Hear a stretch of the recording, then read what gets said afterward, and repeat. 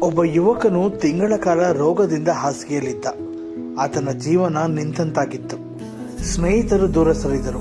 ನಗುವು ಮೌನವಾಯಿತು. ಹೃದಯದಲ್ಲಿ ಒಂದು ಪ್ರಶ್ನೆ, ದೇವರೇ, ನೀನು ನನ್ನನ್ನು ಮರೆತಿದ್ದೀಯಾ? ಒಂದು ರಾತ್ರಿ ಕಣ್ಣೀರು ಹಾಕುತ್ತಾ ಸತ್ಯವೇದವನ್ನು ಓದಿದ. ನಂಬಿಕೆಯ ಪ್ರಾರ್ಥನೆಯು ರೋಗಿಯನ್ನು ಗುಣಪಡಿಸುತ್ತದೆ ಎಂಬುದು. ಆ ಕ್ಷಣದಲ್ಲಿ ಆತನ ಹೃದಯದಲ್ಲಿ ಒಂದು ಧ್ವನಿ ಕೇಳಿಸಿತು, ನಿನ್ನ ನೋವನ್ನು ನಾನು ನೋಡಿದ್ದೇನೆ ಮಗನೇ. ಆ ರಾತ್ರಿ ಆತನು ಪ್ರಾರ್ಥನೆ ಮಾಡಿದ, ಕರ್ತನೇ, ನಾನು ನಿನ್ನಲ್ಲಿ ನಂಬಿಕೆ ಇಡುತ್ತೇನೆ.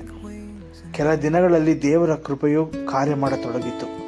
ಆತನ ಶಕ್ತಿ ನಿಧಾನವಾಗಿ ಮರಳಿ ಬಂತು. ಆದರೆ ಚೇತರಿಕೆಗಿಂತ ದೊಡ್ಡದು ಆತನ ನಂಬಿಕೆಯ ಮೂಲಕ ಗುಣಪಟ್ಟಿತು.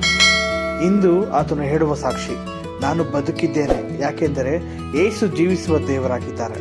ಸ್ನೇಹಿತರೆ, ದೇವರ ಕೈ ನಿನ್ನ ನೋವಿಗಿಂತ ದೊಡ್ಡದು. ಯೇಸು ಇಂದು ಕೂಡ ಗುಣಪಡಿಸಬಲ್ಲನು.